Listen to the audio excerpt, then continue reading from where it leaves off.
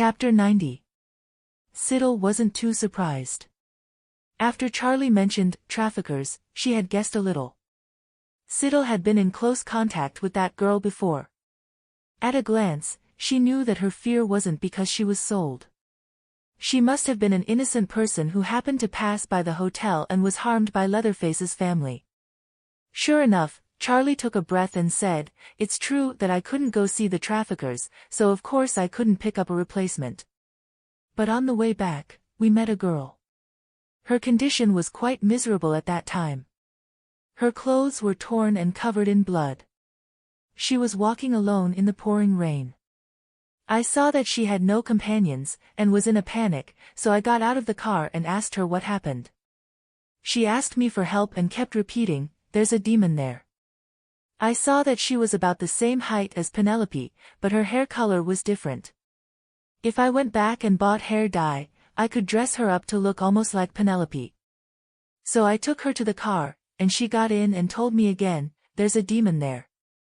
And told me not to go near the hotel. But before she could finish, Penelope and I knocked her out. We used the tools we had prepared beforehand and tied her up and put her in the trunk. Unexpectedly, after driving for a while, we learned that the road ahead was also blocked. After being reminded by the strange girl, Charlie and Penelope knew from the beginning that there was danger in the hotel.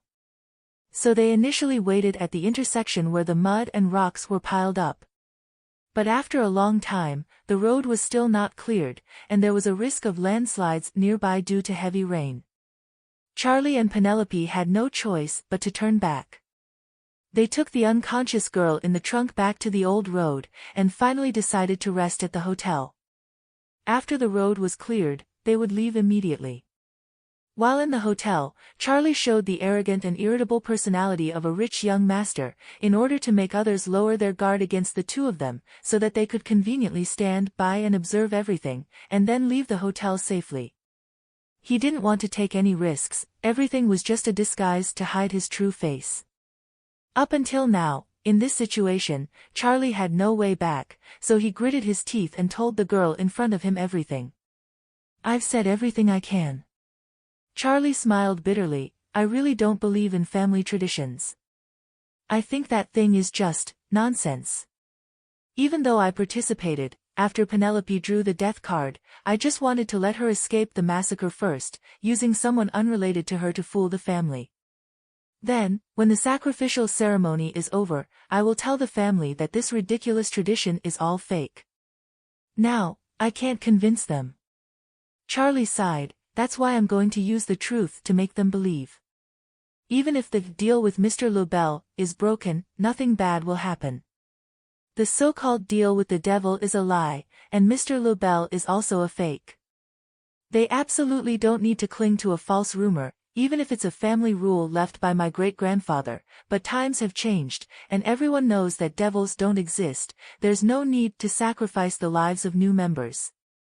Belch nodded in understanding, and couldn't help but say, "That's right, your family actually believes in the ghost plot of that old-fashioned dime novel. It's unimaginable." Charlie continued to explain, "I've thought about taking action against you two before, especially Siddle." He said, "At that time at the hotel, I wanted to take that girl back to the car, no one stopped me, only you." Only Siddle stood up, blocking the door to stop him. "I know," Charlie whispered, "you definitely won't let me take that girl back to the car as I wanted. Maybe, you also found out, that girl was tied up and stuffed into the car by me, so you came out to stop me." Siddle's thoughts were absent-minded as she listened to Charlie's words.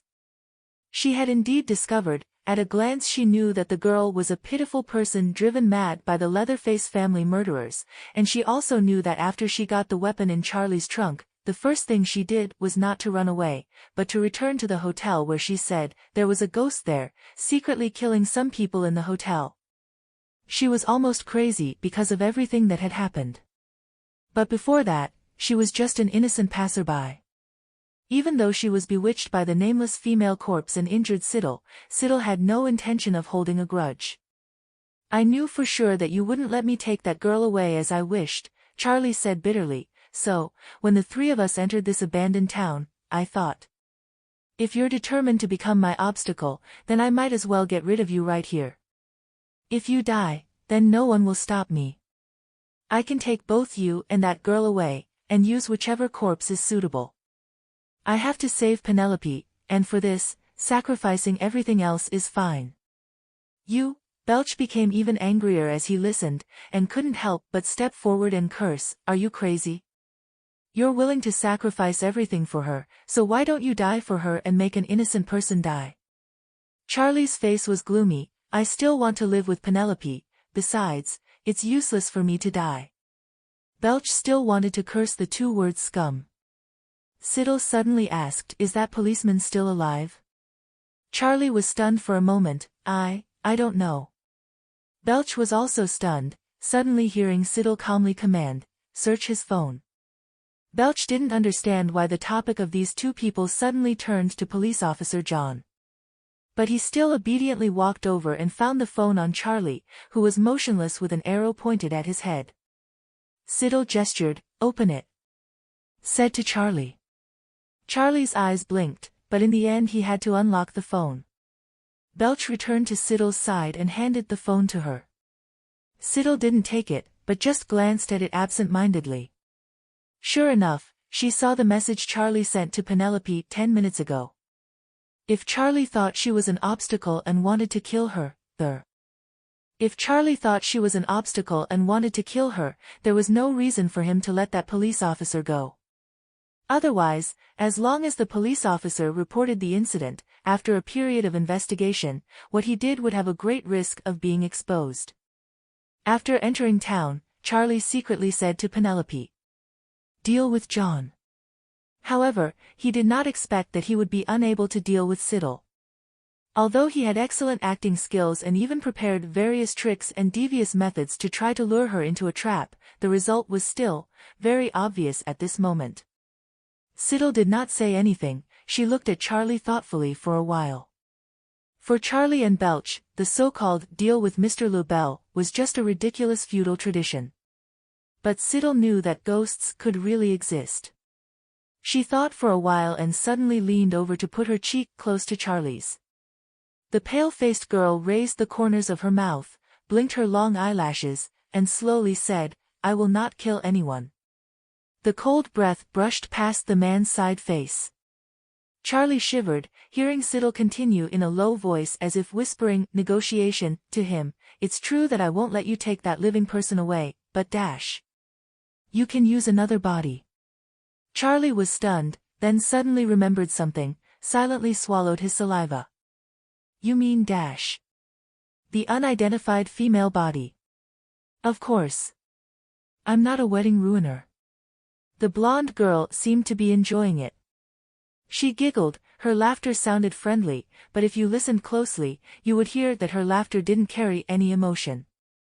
But first, you have to prove that you're not lying. She patted Charlie's face as if she was casually petting a pet dog, then grabbed his collar, and said calmly, it's time to go. Returning to where Colm parked the car. The bride in a pure white wedding dress had just poked her head out when she saw the person 2 or 3 meters away. Her newlywed husband was forced to kneel on the ground, half of his body was covered in red blood, the rainwater mixed with the cloudy wax water swirled together and flowed down, following the muddy road towards her. Penelope. She saw Siddle pressing one hand on Charlie's shoulder, the other hand twirling an arrow a few times, giving her a gentle smile. Sister Penelope, Siddle glanced at the policeman lying beside the truck, not knowing if he was alive or dead, quietly sighed, this husband of yours doesn't know his place very well. Do you want to explain for him? Penelope bit her lip, frowned, silently looking at Charlie, as if she was struggling with something. Of course, Siddle looked at her with an extremely sincere gaze with her sweet blue eyes, she smiled and said, If you just discovered that he is a pervert, starting from now, leave Charlie, stay by my side. Then you don't need to explain anymore, I can still trust you. Charlie. Why was this different from the scenario he imagined?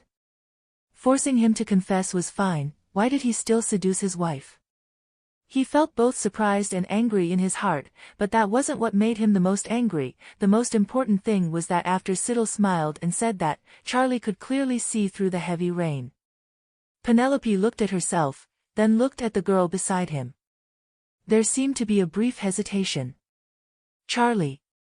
A few seconds later, Penelope looked at Charlie, whose half-body was stained red with blood, then looked at Siddle, and sighed softly. Although I like you very much, dear Siddle.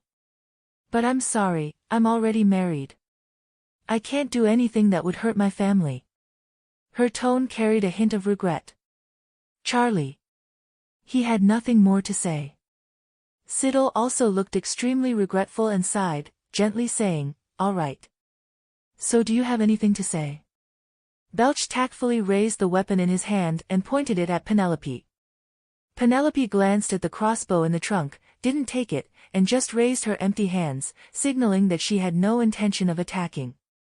She told Charlie's story again, but it took a few minutes for Siddle to nod in acknowledgement. The next second, the arrow in her hand suddenly stabbed Charlie again, blood spurting out. The story between you and your husband is very interesting. The girl's eyes were cold, as if she was sincere yet seemingly perfunctory as she praised him, but I told your husband, don't lie to me, otherwise. If you lie, he will have another hole in his body.